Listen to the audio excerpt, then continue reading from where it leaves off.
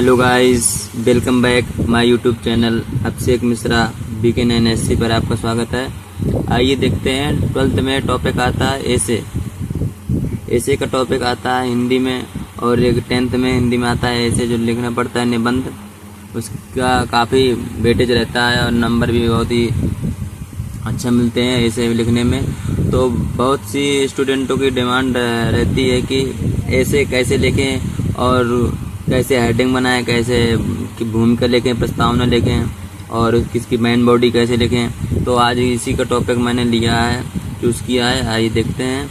इसमें मैंने खुद अपने हाथ से ऐसे का ये टॉपिक जो आप देख रहे हो पर्यावरण प्रदूषण की समस्या और समाधान आए हुए बोर्ड एग्जाम का ये टॉपिक है। इस तरह से मैं कई प्रकार के जो इम्पोर्टेंट ऐसे के टॉपिक हैं उनको मैं सभी को डालूंगा।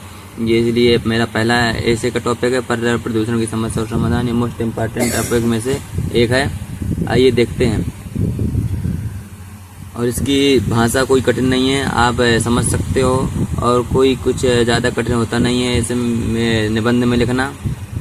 देखते हैं। भूमिका डालेंगे और इसमें आप देख सकते हो हेडिंग क्या हमारी पर्यावरण प्रदूषण की समस्या और समाधान। पर्यावरण पे कोई सा भी निबंध लिखने को आता है तो आप ये वाला निबंध जो मैं अभी बता रहा हूँ आपको, आप भी अपना पेन कॉपी लेके रिटन करिए इसको और चीज़ समझिए। तो इसको आप लिख सकते हो किसी भी समय पर्यावरण से संबंधित कोई भी ऐसे आता है लिखने को, इसी तरह आप पूरी हेडिंग टू हेडिंग इसी तरह आप लिख सकते हो। तो चलिए स्टार्ट करते हैं। पर्यावरण भूमिका डालते हैं। भूमिका में क्या है, प्रदूषण के विभिन्न प्रकारों में पर्यावरण प्रदूषण एक गंभीर समस्या है। यह समस्या भारत की ही नहीं बल्कि पूरे विश्व की समस्या है। इस समस्या से निपटने के लिए अंतर्राष्ट्रीय स्तर पर अनेक प्रयास किए जा रहे हैं। मानव जीवन के अस्तित्व को समाप्त कर सकने में सक्षम इस वैश्विक समस्या पर पूरा विश्व एकजुट है तथा इसके निवारण के उपायों को ढूंढ रहा है। पर्यावरण प्रदूषण से पूरा विश्व तो प्रदूषित ही हो रहा है, साथ ही साथ इसके प्रभाव स्वरूप अनेक जटिल समस्याएं भी उत्पन्न हो रही हैं। कितनी सरल भूमिका मैंने लिखी है अपने हाथों से। इसको कोई भी आपको दिक्कत परेशानी नहीं हो सकती है, आसानी से आप समझ सकते हो, याद कर सकते हो। फिर अगली हेडिंग क्या डालेंगे, प्रदूषण का तात्पर्य क्या, निसंदेह सौर मंडल में पृथ्वी ही एकमात्र ऐसा ग्रह है जहाँ जीवन के पूर्ण प्रमाण विद्यमान है। पृथ्वी के वातावरण में 78% नाइट्रोजन और 21% ऑक्सीजन तथा 3% कार्बन डाइऑक्साइड गैसें शामिल हैं। इन गैसों का पृथ्वी के वातावरण में समुचित मात्रा में होना अति आवश्यक है। जब इन गैसों का अनुपातिक संतुलन बिगड़ जाता है तो जीवन के लिए विपरीत या प्रतिकूल परिस्थितियां उत्पन्न हो जाती हैं। विश्व में आई औद्योगिक क्रांति के बाद से ही प्राकृतिक संसाधनों का दोहन शुरू हो गया था, जो 19वीं और 20वीं शताब्दी में अपने चरम पर था, जिसके फलस्वरूप वायुमंडल के गैसों का अनुपातिक संतुलन बिगड़ गया तथा विश्व की जलवायु पर प्रतिकूल प्रभाव पड़ा तथा पर्यावरण प्रदूषण का स्तर बढ़ता गया एवं अनेक जानलेवा बीमारियों का कारक बन गया। ये हमारी दूसरी हेडिंग कंप्लीट होती हुई।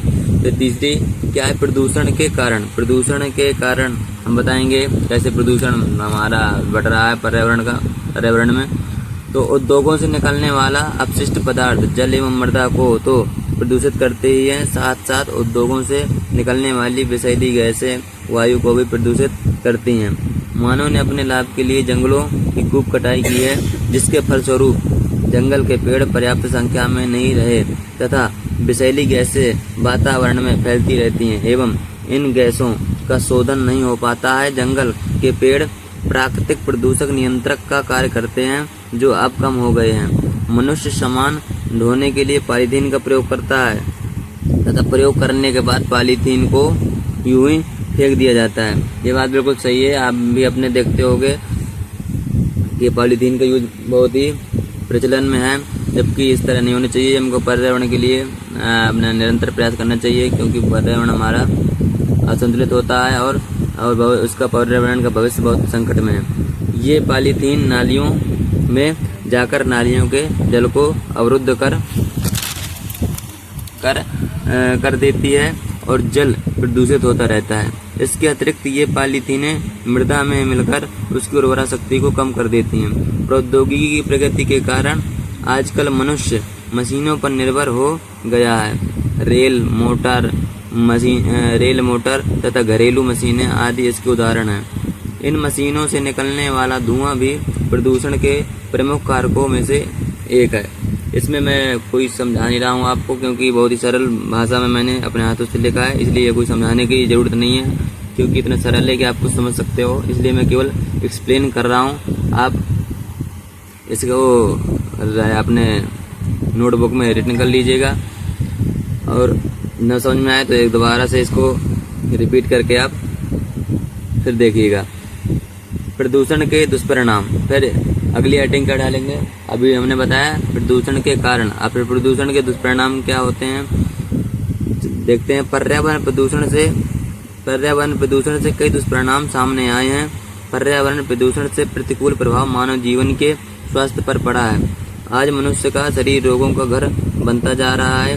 रासायनिक उर्वरकों के माध्यम से उत्पादित खाद्य पदार्थ स्वास्थ्य की दृष्टि से सही नहीं है। वातावरण में फैली विषैली गैसों एवं धुएं के कारण शहरों में मनुष्य का सांस लेना दूभर होता जा रहा है। ओजोन परत में छिद्र की समस्या भी प्रदूषण की ही उपज है। ये हमारे क्या है, प्रदूषण के दुष्परिणाम हमने इस हेडिंग के अंतर्गत बताया। और फिर आगे चलते हैं, हम निवारण बताएंगे कैसे हम इसका निवारण कर सकते हैं। तो प्रदूषण निवारण के उपाय क्या हैं। पर्यावरण प्रदूषण को दूर करने के लिए हमें कुछ आवश्यक उपाय करने होंगे। कौन कौन से देखते हैं आगे। मनुष्य स्वाभाविक रूप से प्रकृति पर निर्भर है। मनुष्य की प्रकृति पर उसकी निर्भरता तो समाप्त नहीं की जा सकती है, परंतु प्राकृतिक संसाधनों का उपयोग करते समय हमें इस बात का ध्यान रखना पड़ेगा कि इसका प्रतिकूल प्रभाव पर्यावरण पर न पड़ने पाए। इसके लिए हमें उद्योगों की संख्या के अनुपात में ज़्यादा से ज़्यादा पेड़ लगाने की आवश्यकता है, क्योंकि उद्योगों को तो हम रोक नहीं सकते। उन जितने ज़्यादा उद्योग है उससे ज़्यादा हमको पेड़ पौधे लगाएं, जिसके कारण जो विषैली गैसें निकलती है उनको क्या करें, पेड़ ऑब्जर्व कर सकें। इसके अलावा पर्यावरण प्रदूषण को कम करने के लिए हमें जनसंख्या की स्थिति में नियंत्रण करने की आवश्यकता है। जनसंख्या को हमको कम करना चाहिए, हमारा ये अगला उपाय है। क्योंकि जनसंख्या में वृद्धि होने से स्वाभाविक रूप से जीवन के लिए प्राकृतिक संसाधनों की आवश्यकता पड़ती है, और इन आवश्यकताओं को पूरा करने के प्रयास में उद्योगों की स्थापना की जाती है, और उद्योग कहीं ना कहीं प्रदूषण का कारक भी बनते हैं। और उपसंहार, इसकी आखिरी हेडिंग जो होती है उपसंहार, भूमि का उपसंहार वही रहता है, बाकी बीच की बॉडी बदलती है। मैं आपको ये नहीं कह रहा हूँ कि आप हूबहू यही लिखें, पर इतनी सरल भाषा आपको कहीं भी किसी भी कोई टॉपिक में नहीं समझा सकता जितनी मैंने सरल भाषा ली है। और इसमें आपका एक भी नंबर नहीं कटेगा। आप जिस तरह लिखोगे तो पूरे के पूरे आपको नंबर मिलेंगे।